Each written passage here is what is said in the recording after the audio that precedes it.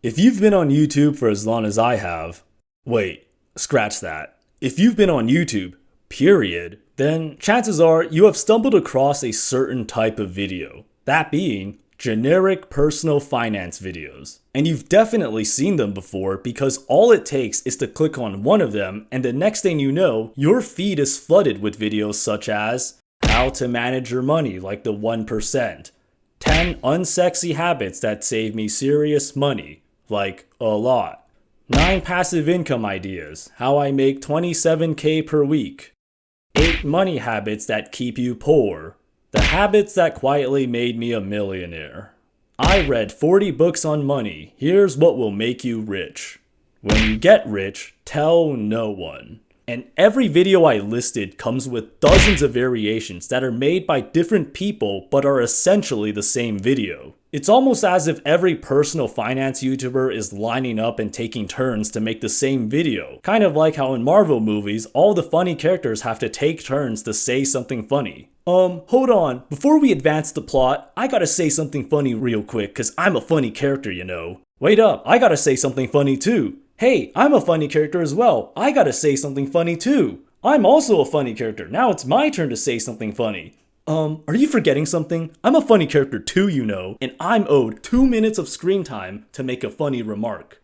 But instead, it's, here's a video about how everything changes after 10K. Okay, well I also have a video about how everything changes after 10K. Okay, now it's my turn to talk about how everything changes after 10K. No, watch my video about how everything changes after 10K. No, watch mine. No, watch mine. As you can see, this genre of YouTube video features a great deal of redundancy. It's quite fascinating seeing the variety of faces that make up this space, as well as the variety of occupations they hail from, yet they all end up saying the same things over and over again. Once you've seen one video on how to save $10,000, you've seen them all. For example, you have someone like Mark Tilbury here who looks like he could be old money, which allows him to stand out in this space as there aren't too many old heads like him making this type of stuff. With his age and experience put together, he comes off like someone who has some deeper, wiser insight to offer that a younger creator in this space can't. Yet, once you watch his videos or even just scroll through his feed, you end up finding the exact same talking points made by every other personal finance creator. If you follow all the steps I'm about to share, I don't see how you won't be miles ahead of everyone else. There's also these AI personal finance channels like this one here, Nick Invests, where you have the same generic videos sharing the same generic advice, except the video is AI. Like, it will feature AI art and an AI voiceover. But let's get back to the practical mechanics of how people are actually making these payments work in their monthly budgets. Because even with extended terms and emotional justification, $700 to $1,200 is still a lot of money for most households. Which is enough to get your attention because when you stumble on one of these videos on your feed, you think, oh hey, is that Joe Swanson? Wow, a video about the car payment trap with this guy that vaguely resembles Joe Swanson? I'm gonna click on it. The thing about generic personal financial advice is that there is only so much generic advice one can give. And that's the fundamental reason why this space is full of people making near identical videos over and over again. Because there's only so many ways to tell people to save money, and avoid bad debt, and to not buy useless junk, and to invest your money so it can grow over time, and to budget. And don't get me wrong, a lot of generic personal financial advice is valid. Like, yes, you should spend less money than you make. And even though this advice is generic and obvious, we still aren't born into this world with this knowledge. We have to learn it from somewhere, and if that somewhere is from one of these videos, that's great. I'm glad that you learned this and are smarter with your money because of it. And for those of us who already know this stuff, sometimes maybe we even need to be reminded of the obvious because we're all capable of losing track. But the limit of generic personal financial advice is just that. It's generic advice. For personal finance YouTubers, there's only so much to be said. And for viewers, there's only so much to learn from watching personal finance YouTubers. At some point, you've learned everything there is to learn from watching these people, and any further viewing becomes like a form of gooning. You are a gooner. Watching Dave Ramsey in 2026 equals gooning. Not filling up the cart on Amazon and hitting submit is hard. I want it, and I work so hard. Oh, call the ambulance. You work hard. Everybody works hard. You little whiner.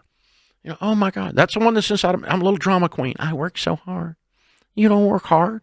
You don't even know what hard work is. If you want to learn more about finance, you're going to have to expand your sources beyond basic personal finance YouTube videos. You're going to have to read books, which may include textbooks, as books in general dive into greater detail on topics that a flashy 10-minute YouTube video simply cannot. Also with books, you're better able to study at your own pace. You can read slowly to better absorb information if needed, and if you don't get something right away, you can try rereading it until you do. You will also need to follow people who are experts in this field. They should be people who not only have the right credentials, but also have the right experience to back up what they are saying. The more results they have produced during their careers, the better, as these are the type of people who have something to say beyond basic personal financial advice. Anyone can make a video telling you how to save money, but only a handful of people are able to do things such as explain in detail how the financial system actually works. Like, where does money come from?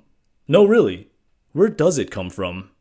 Even if you don't want to hit the books and do your own research, at the very least, try watching someone who isn't trying to sell you something every 5 minutes. As a viewer, you should be skeptical of anyone who tries to make money by selling courses, or shilling meme coins, or promoting questionable financial services. Here's a business idea. With all this generic advice being thrown around, what someone should do is compile all of it into one book. This book will list every single piece of generic personal financial advice once and for all. After reading this book, there will be no need to ever watch another personal finance video ever again. And for extra insult, you should use AI to make this book. The more AI you use, the better. Have AI write the book for you, then have it generate a cover for you. After that, title the book as The Generic Personal Financial Advice Handbook, or something like that. As long as the title communicates the message that this is the book of all books when it comes to personal finance. Then, publish it onto Amazon using Kindle Direct Publishing. Lastly, print money and retire happy, knowing you've provided a valuable service to the world. No more will anyone have to click on a video to learn how to become a millionaire on a low income.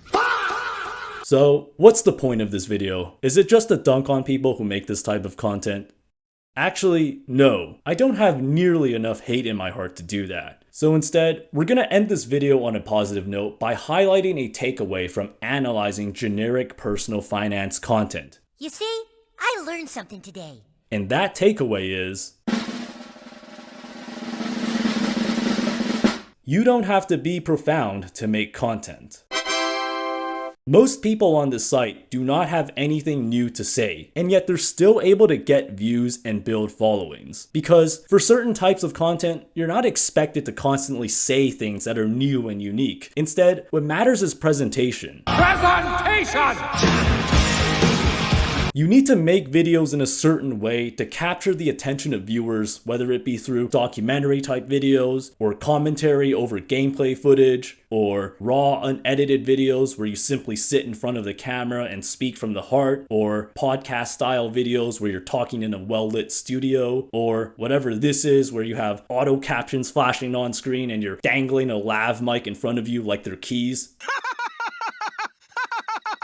Seriously, why is everyone doing this nowadays? What happened to just keeping your microphone still somewhere? Is it because you can't sit still? Or is it because viewers can't sit still? Just 10 years ago, or more, when... Anyways, what many viewers are looking for is someone to parasocially attach themselves to.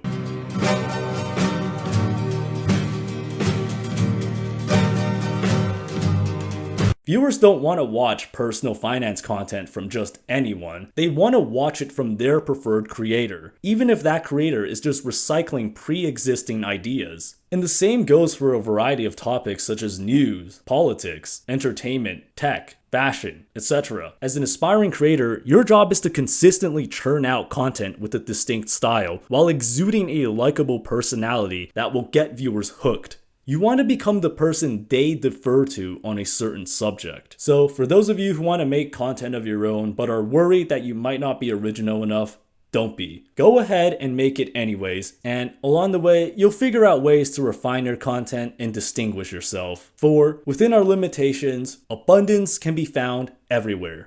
Thanks for watching, everyone. Now go out there and make something.